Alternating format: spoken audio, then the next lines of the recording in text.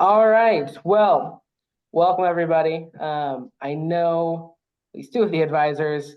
If everybody could please, though, put into the chat what chapter you currently advise, that'd be greatly appreciative. And as you're doing that, I will start to introduce myself for those who don't know me. My name is CJ Gibson, Director of Chapter Development on staff. I am a member of the Western Illinois chapter, graduated in 21, went on to get my master's degree in higher education from Eastern Illinois, and I joined staff back in May. And so one of my big roles in my responsibilities with DU is the Men of Merit and CEP process. It is a joy and it's a struggle, which I'm sure all of you as advisors know. That sometimes getting our undergraduates to report and do some of these processes that we ask of them can be a challenge. And so, really, my goal is to try and help eliminate those and make it easier for chapters to complete all that we ask them to do throughout the year. And hopefully, once they do that, we can celebrate them and acknowledge all the hard work that they've put in at LI at the end of the summer, this year being August 2nd and 3rd in Atlanta. And so to help me kind of with Men of Merit, there is a Men of Merit committee that is established through the fraternity. The people listed on the screen are part of that committee. Everybody except for Jason Clark and Logan Caudill are Men of Merit mentors. Jason is the chair of the committee, and Logan is the undergraduate director that serves on the committee. But really, this committee is supposed to help chapters understand, what are some of these best practices other chapters are doing. Maybe it's just reminding them of, hey, like, don't forget, CEP is coming up, the deadline's coming up. Make sure you're working with officers. Maybe it's helping them brainstorm and think of different ideas or activities that they haven't done before. But whatever they can do to kind of be an additional advisor, if you will, to help chapters that are really struggling with Men of Merit and all that it encompasses.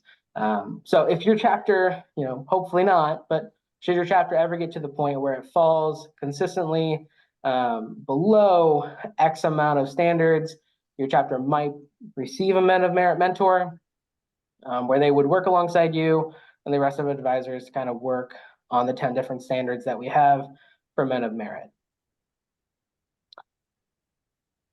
And so I think before we kind of jump in and start to look at, what are our standards and what needs to be done before June 1st, which is our end of year collection date, why is it that we have these standards, right?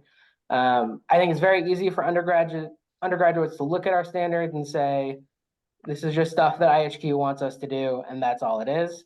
And definitely, right, like we want them to have these things, but we want to make sure that their experience is one of substance. It's one that they can look back on and say, yeah, we did more than just, have socials. It's more than just, making sure we get good grades. It's more than just doing community service. It's more than, raising money for a cause, right? It's all those things combined. And having a fun and safe time while getting substance and helping them along in their developmental path. So that's kind of why we have the standards. And so we're going to jump into our 10 standards. If you were with me back in August or early September, actually, when I went over these standards then, it's going to look pretty similar, right? I'm going to go over what they are, but I really want to kind of focus in tonight on what's the deadline for them, so that as we are approaching that date, you as advisors can make sure you're working with your chapter leadership to really hone in and identify what each of them kind of needs to do to meet these marks. So our first one is the Chapter Excellence Plan, or CEP. I think this is the most complicated one, right? Like, every officer has a set of criteria that they need to accomplish. It's laid out for them in either the CEP guidebook or the CEP overview, which can be found on the Delta Upsilon website under CEP. And so it very clearly lays out, here's what you need to do.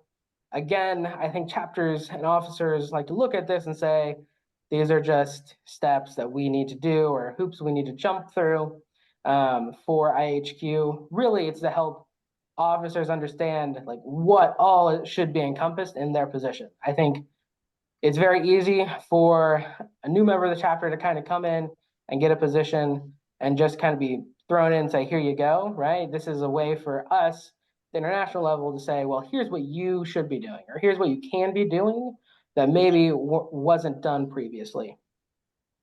And so as you see, right, for all of our standards, we have 3 different levels: aspiration, expectation, minimum.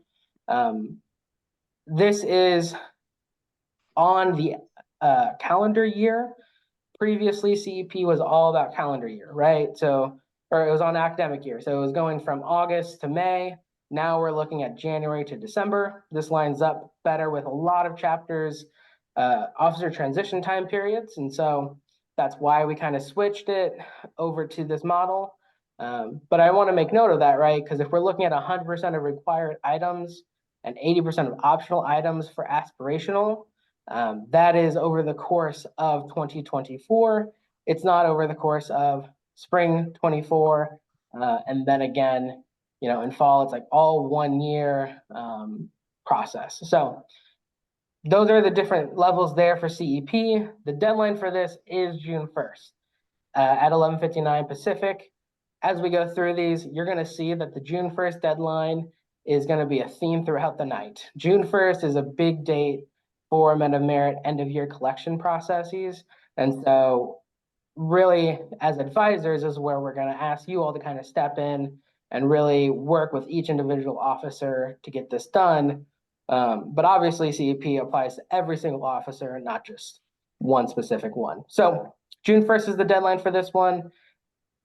There's still plenty of time for chapters to get in CEP submissions if they haven't already done so. If chapters don't know where they're at, if they're confused, if they're like, I thought I submitted something, but I'm not quite sure, please have them reach out to your chapter liaison. As liaisons, we are more than happy to provide updates to chapters when they ask for them to let them know, hey, here's where you're at as we're approaching this June 1st deadline. But we also want to make sure that there is some accountability on your end of hopefully chapters are taking it upon themselves to have their own kind of tracking process, something that they can look at and do. But we are more than happy to provide that. But a best practice is definitely to have the chapter look at that and track it themselves. So that is kind of the chapter excellence plan. All that encompasses it. Our second standard out of our 10 is chapter GPA. This is one of the standards that we really look to try and compare the chapter to the campus, because it's not fair to compare, a West Coast Polytechnic university to a Northeastern small liberal arts university, right? Those are 2 very different academic programs. And so we don't want to compare those 2. We want to really look at and hone in, how are we doing on our specific campus? And so this one, we look at a couple different metrics. We look at obviously the chapter GPA. We want to see how the members in our chapters are doing academically. But then we want to look at, okay, how does that compare to campus? So is it the highest fraternity GPA on campus? Does it exceed the all undergraduate GPA? Does it exceed the all men's? Or does it exceed the all IFC GPA, right? Those are the different metrics listed out here on the screen for you to read at the different level. This is one that universities typically provide. There are some universities that it's harder to get these data points from than others, but we do look to the university to provide those to you. And so the June 1st is the deadline for this one as well. But since it's not something that you all can just make and send in, right? You have to wait for the university to make their community GPA report, send it on to you and the chapter president, and then you all, we expect you to pass it on to us. If you don't have it in by June 1st, not a big deal. We can work with you, work with the chapter. We just ask that as soon as you do get it, that is when you send it in to myself at my email, which is gibson@deltau.org, so that way I can kind of put it in, see where the chapter lines up, so that the chapter can get credit for this standard. So as soon as you get that chapter GPA report, please send it in. We can input it and kind of see where the chapter's at. Our third standard is program attendance, right? Looking at our different DU educational programs that have taken place throughout the course of the year. It starts with, so this year, this meta-merit year that we're currently in and looking to finish up, started with LI 2023 in Kansas City, and it's going to run all the way until the summer dual session in June. And so everything that's kind of taken place in between then, we track that internally of who registered and who showed up. Have you had a Building Better Men retreat in the last 3 years for aspiration, or 4 years for expectation of minimum, and looking and seeing, where does the chapter kind of fall with that? A big note for this standard is that every chapter is expected to have one delegate at both Leadership Institute and one member at President's Academy. And so both of those have taken place, right? We know who showed up to LI in 2023 and who showed up to President's Academy in January in 2024. But I do want to make note, right? Yes, we're finishing up this year's meta-merit cycle, but always as advisors, I hope we're looking ahead to the future and next year and what that looks like. And so definitely would highly encourage all of you, make sure you're talking with the chapter to see who is going to attend LI in Atlanta here in August, and figure out that delegate before students leave for the summer, because I know as soon as they leave for the summer, they're going to have summer jobs, summer internships, different responsibilities and expectations than they would if they were back on campus. And so the sooner you can kind of have somebody register for that educational program, the sooner you can kind of check that off for next year and keep going. And every chapter does get a complimentary registration. They just have to find travel down there. But as far as the rest of this year goes, right, let's focus back on this year. Chapter can still get some attendance points related to dual, as well as GSI. That's going to happen here in a week. So if any chapters have members going on GSI here in May, awesome, that'll count. And if, hopefully your chapter sends somebody up to Massachusetts for the summer dual session, and that'll count as well. So, Frederick, I see you have your hand raised. Yeah, I was just gonna ask to reach aspiration. It's to have 12, 12 and hold a Building Better Men retreat in the last 3 years, or is it 12 or holding a Better Men retreat in the last 3 years? Yeah, that's a great question. Currently, it's 12 and hold a Building Better Men retreat in the last 3 years. I will say this, adding in the Building Better Men retreat is something new that we added into this year. And so chapters will not be, at least for this year and maybe next year, they're not going to be held accountable for not having a Building Better Men retreat, in the years previously, right? Because that wasn't a mandated thing that we were asking chapters to complete. But moving forward, right, the expectation is chapters work to kind of get on a schedule of every 3 years, every 4 years, having at least one Building Better Men retreat to count towards this standard. But yes, that is a good question. It is 12 and have a Build Better Men retreat. So. Our fourth standard is community service, right? Hopefully this is something chapters have been completing throughout the year. Now is just a time that we really need them to report it. So aspiration is works with a local charitable partner and 15 hours per member per year. Expectation is same except 10, and minimum is just 5 hours of community service. Again, June 1st deadline, just like everything else. If your chapter is already utilizing some sort of Excel file or Google form or something that works for you all to track what members have done what service projects, great, that's awesome. But if your chapters have struggled or maybe just aren't tracking that, there is a template on the DU website under the meta-merit webpage for you all to use. So highly encourage you to use those. we made it to help chapters. So if chapters need that resource, it's there for them to use. But there is a deadline of June 1st to get that into me, to be counted towards, the credit for the standard. I will say last year, this was one that was really lacking. I don't know if it was just chapters didn't do community service or if it was chapters just didn't report. And so, as advisors, I would really ask that you really make sure you work with your chapters to get that in and get that taken care of. Because I believe that it's probably a little bit more of a reporting issue, right? I like to believe that all our chapters are doing some community service. We're just looking to see what it is and get that in. So that is our fourth standard. Fifth standard is philanthropy, right? We hope all our chapters are raising some money, hopefully for GSI, but if not, another charity of their choice. And so aspiration is 3,000 in total, with at least 2,500 going to GSI. Expectation is at least $1,000 for GSI, and then minimum is at least 500 for any charity of their choice.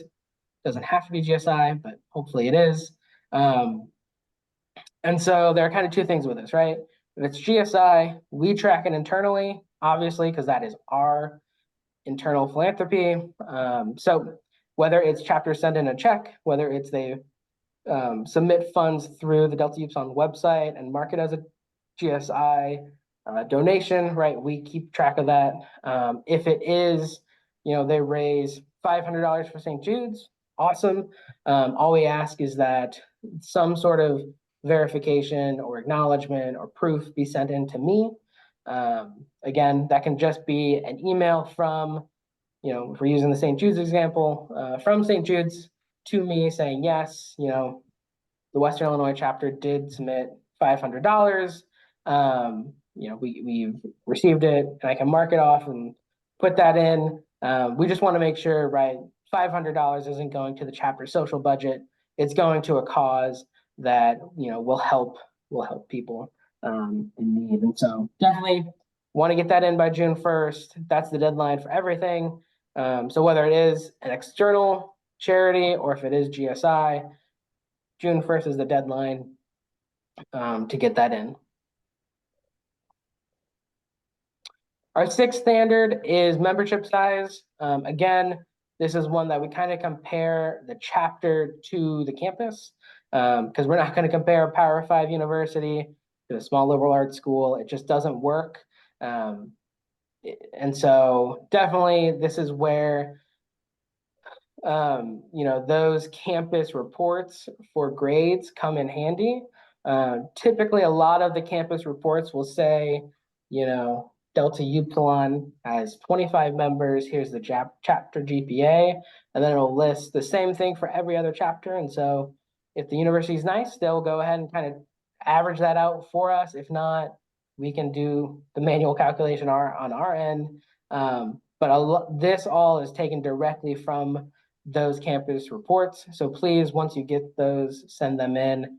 That is why they're so important. We take a lot of data off of those. So as soon as you get it, hopefully by June 1st, if not, send it right in after, we can get that marked off. And so I'll just run through the levels real quick, right? Aspiration is above 25% of the campus average. Expectation is meets or exceeds the campus average, right? So basically up until that 25% is expectation. And the minimum is no more than 10% below. I think another key point with this is if we don't receive the campus grade report, we automatically have to compare the chapter size to 35. Like that is kind of our standard, our minimum that we look at. And so, if the campus average on campus is 20, right? That's automatically not having that is going to mark the chapter at below, because 20 is less than 35. So definitely want to get those in as soon as possible, so we can mark it off and see where the chapter is at according to the campus. Our seventh standard is loss prevention, right? Pretty simple. Don't screw up, right? Like just make sure everyone has a good, safe time. no loss prevention policy violations against the chapter. We have that internally. We do conduct throughout the year. So Catherine Pizzella, our senior director of chapter development, she's the one who handles all the conduct for the fraternity. She has a list of who has gone through, who's gone through what conduct processes, who has broken one of our policies. We have record of that, and so we have that internally. No real deadline on this one, just kind of as you go throughout the year, we make note of it. Our eighth standard, advisory support, you all, right? So you being here counts towards one of these standards that we ask chapters to do and have. This was one that has a couple different working parts in it. But the main thing to look at as advisors and be aware of is that there is an advisory support verification form that we ask you all to fill out once a year. Only one advisor from your chapter needs to fill it out. And on that form, it goes through and kind of breaks down, how many different advisors do you have on the chapter advisory board? How many of them are in weekly contact? If you have a chapter facility, do you have a separate housing board? And that kind of answers all those questions. The last part of each of these levels, right? If you look at aspiration, it says advisors participate in at least 3 fraternity-led advisor webinars yearly. That is what we're doing right now. I have record of every advisor who's gone to a webinar this year. And so those who are on the call tonight, your name gets added to that list and you get marked off at having attended this webinar. And so expectation, if we're looking at expectation between 5 total members on the chapter advisory board, between those 5, you attend 2 webinars a year. And so you have up until June 1st to get in this form and to have webinar attendance recorded for you. And so if there's another webinar in May, that'll count. Otherwise, get in those advisory support verification forms. They're open now. They'll be open until June 1st. And so the sooner you get it in from your chapter, the sooner you don't have to worry about it. If not, we'll be emailing you, asking you to please turn this in so we know where the chapter is at. In the future, this is one that will hopefully just be taken straight out of the DU portal. So I will ask that you make sure to go into the DU portal and update that if it's not already, right? If there are advisors for the chapter, but they're not listed in the portal, please, update that, put them in there, put in their contact information. That way, next year when we get to this point and we're pulling straight from the DU portal, we don't have to come back and say, oh, well, actually, no, we did have this other advisor. He just wasn't listed in the portal. So that's just something to keep in mind for the future. But for right now, there is still that external form that we've had the last couple of years for you all to kind of fill out. Nick, good question. The form is in Friday Fast Breaks, and so there will be one this week. It should also be up on the website as well. If not, I will make sure it gets up there by the end of this week, but it should be up on the website coming in through Friday Fast Breaks. So that's where you can kind of find and access that form. So good question.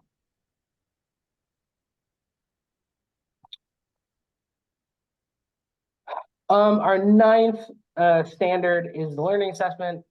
So this has 2 different components to it. The first part is Tightrope by Plaid, which was previously Community EDU or Greek Life EDU.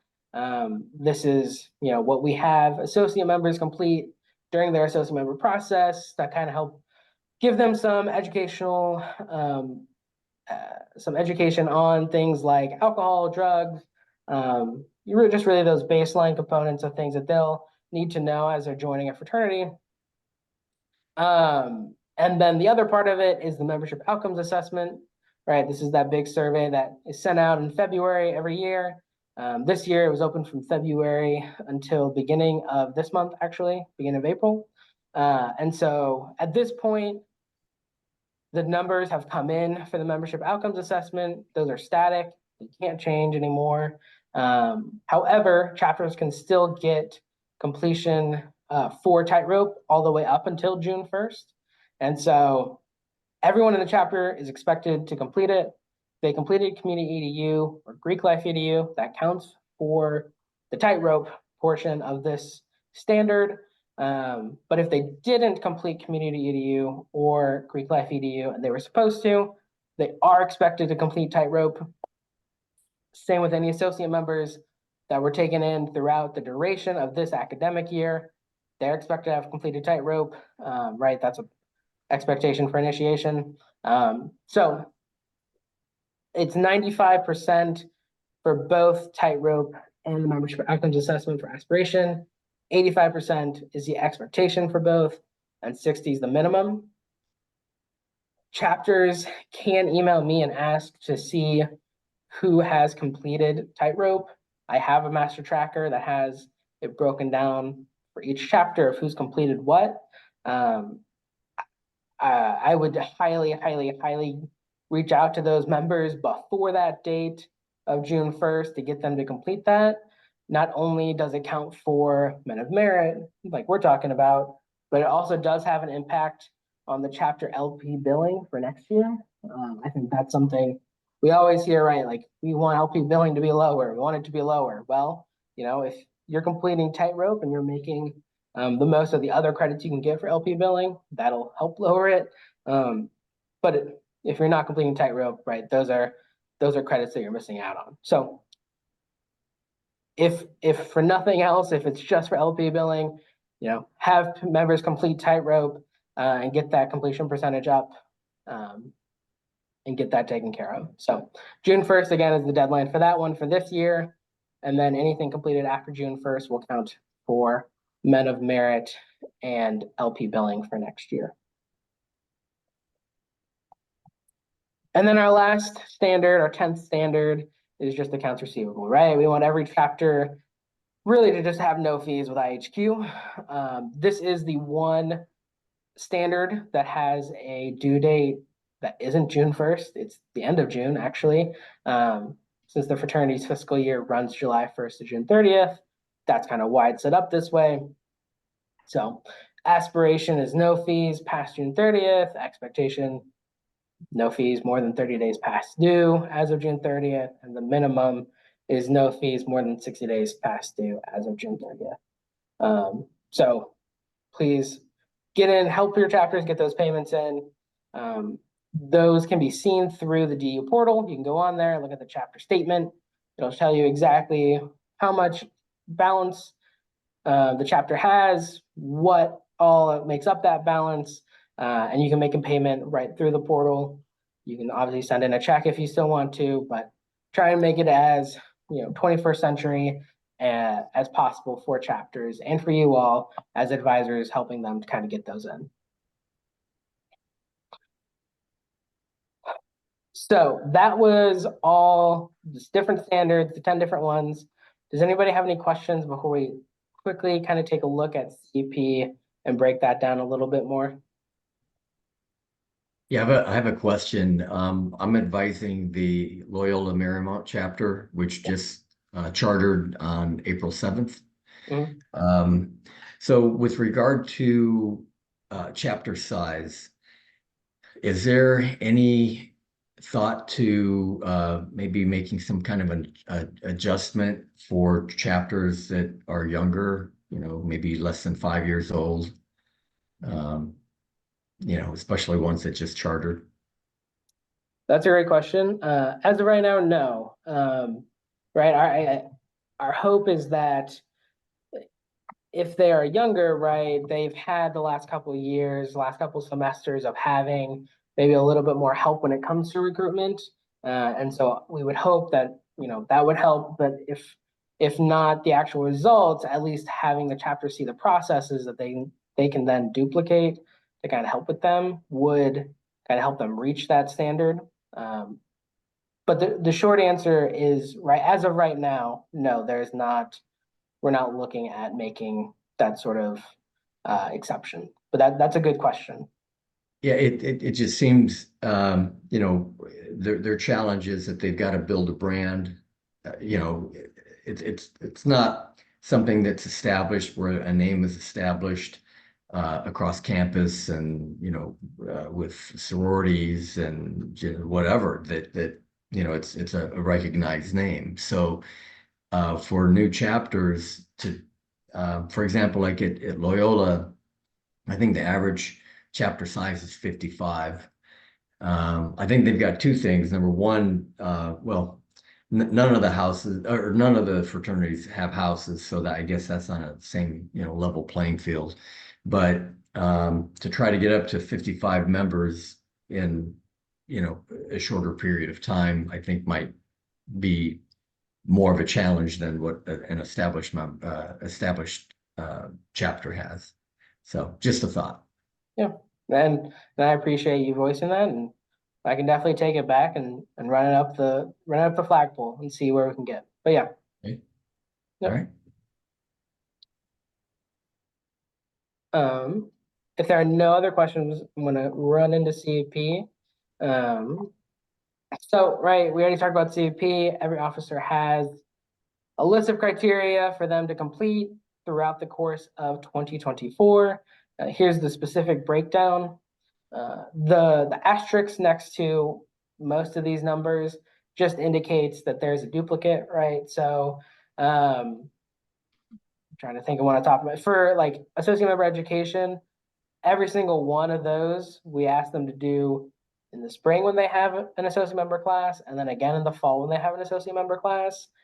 So it's not necessarily 18 totally different criteria. It's just we ask them to do it each time that there is, an associate member class. And so a lot of these are going to be, do something in the spring. We ask you to do it again in the fall. Obviously, that's our way of trying to emphasize, right? Like these are the important things. These are the things that we feel like every chapter needs to, either re-educate people on every semester or, show proof of every semester to make sure that the chapter is, following everything that they should be, following our policies, following our procedures, and just kind of operating at that high level that we expect them to do. So that's kind of the breakdown. Um, Again, I want to emphasize the deadline for CEP is June 1st for all spring items. I would ask that you try and work with chapters to get as many yearly items as possible.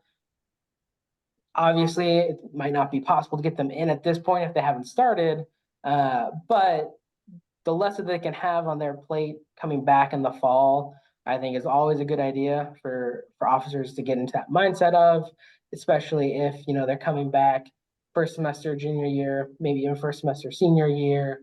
Their kind of course load is ramping up. It's definitely a lot easier on them mentally. So definitely would encourage to kind of work with them to get those in if possible. At any point, if any chapter wants an update, you can totally reach out to me at my email and say, hey, CJ, can you kind of provide an update on this chapter and where we're at? Happy to provide that for you. You can also reach out to your liaison and have them send it to you. If you don't hear anything from them, of course, follow up with me and I can get that sent your way. Part of it, I will say, is at the discretion of the liaison, because your chapter liaison is the one who either approves or denies the CEP submissions for each chapter. And so if your liaison might be backed up or they're taking care of another issue, CEP might not be the first thing on their mind. So maybe a gentle request of, hey, could you look at our CEP submissions and get them kind of graded for us so that we can make sure we have enough time to resubmit if needed. Might be great to do so, but you can definitely follow up with me to see where your chapter is at. And then, some useful tips and tricks for CEP. Definitely, kind of working with the executive board to update where the chapter is at weekly. I think we're getting to the point where it should be weekly. I would definitely say throughout the year, maybe it's more of a bi-weekly or monthly kind of check-in, but with us coming up to right around 1 month until the deadline for the spring. I think it should probably be weekly, not every couple of days, to kind of get those last things submitted and turned in. But also as advisors, hopefully you all are kind of working with them to think outside the box. One thing that we added to each officer position this year was a CEP item that talks about elevating the position beyond what's just written there in the chapter constitution and bylaws. We did that just so that, every officer could kind of come into their position and really make it their own. We're not asking them to move the earth. We're not asking them, for this great big grand thing. But we really just want to see, right? Like they're not just coming in and doing just the exact same thing. We're asking them to really try and take some initiative and think critically about what are some of those things that maybe I can work and really improve on from the previous officer. Or maybe, I just think that this might work better for the chapter. Or I see this as an area the chapter can grow in. Awesome. Like, right. Like we love that. We want them to really take charge and ownership. And so help them think about those things and what it is that they could potentially do for that. Also, as we're kind of getting to that mad dash for June 1st, helping them remind themselves that, anything that the university requires them to do, right? If the university requires them to go to an educational on hazing already, right? Like that counts. They didn't need to do a whole nother speaker come in and talk to the chapter. Obviously you can if you want, but you don't need to. And so really like at that point, just go and kind of grab the attendance sheet from that or talk with the university and see if they can't get you an attendance list. But definitely don't duplicate things, use what is already kind of built in for your chapter and your campus. And then the last big thing as an advisor is definitely check in on completion. I know I have it twice, but there's a reason for that, right? Like it's so important as we're kind of getting to that deadline that we know where our chapter's at. And so that there's not any surprise when June 1st comes and goes and, it looks like, oh, actually, our vice president of membership education didn't submit anything whatsoever. That's complete surprise, right? Like we're going to know at that point if we're checking in with them of, yeah, that tracks or, no, it doesn't. Like what's going on? And so maybe that might mean a deeper conversation from you as an advisor, but definitely helps kind of with that. And then obviously submit any pictures from any events, whether it's recruitment, whether it's an educational, whether it's, having some sort of community service event, whatever it looks like that a picture might help, send it in. And that would be more than appreciated from both us as liaisons, but then also we try and send those pictures in to our communications team so that they can upload that to the quarterly for the next edition so that, all alumni from the chapter can see, oh yeah,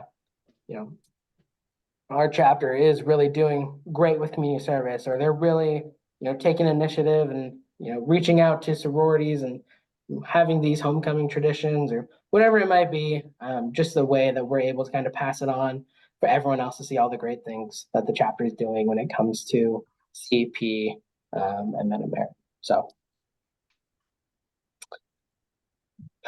are there any questions? Oh, sorry about that. Are there any questions as we kind of start to wrap up here, whether it's about a certain standard, whether it's about CEP more in depth, anything that you all as advisors are confused on as we're starting to head into this June 1st deadline? And these slides are going to be made available If you would like it, I can email them to you. Yeah. if you could. Yep. Great question. Do you have my email or do you need me to? No, I should have it. Yep. Okay. Question about the philanthropies. Mm-hmm. When it comes to the proof of raising money towards the philanthropies, with all the chapters participating in several sorority philanthropies throughout the year, would letters from the sororities saying that how much they raise for them that will be going toward their philanthropy, does that count, or does it need to be directly from the actual organization that the money goes to? Yeah, that's a great question. I think other fraternity and sorority philanthropies can be a tricky one, because oftentimes, if chapters are showing up and they're showing up to like a pancake dinner, that doesn't really count towards philanthropy, right? But if if there's a larger event that will help, that is a little bit more philanthropy other than just a dinner show up, that can count. And at that point, a letter from the sorority would work. But really, it would kind of be on a case by case basis. So I would say if you have specifics for your chapter, I'd probably encourage you to email me a list of, here are these different philanthropies that the chapter participated in. Do these all count towards this metric? And I would be able to tell you, yes, it does, no, it doesn't, or where it kind of lands. Gotcha. You just don't want them wasting time doing all of that and then not getting credit for it. Yeah. Mhm. Yep. Good question, though.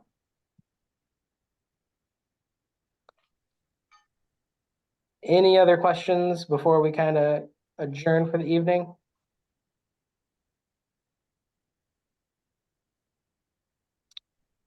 All right. Well, thank you all for being here. I appreciate you spending, your time with me this evening. So if you have any follow-up questions, please feel free to email me, or you can stay on and ask them if you would feel more comfortable. But if not, I'll let you all kind of get back to your night, and just want to say thank you again for being here. Right, thank you. Thank you, Chris. Yep. Good night, Chris. Good night, Dave.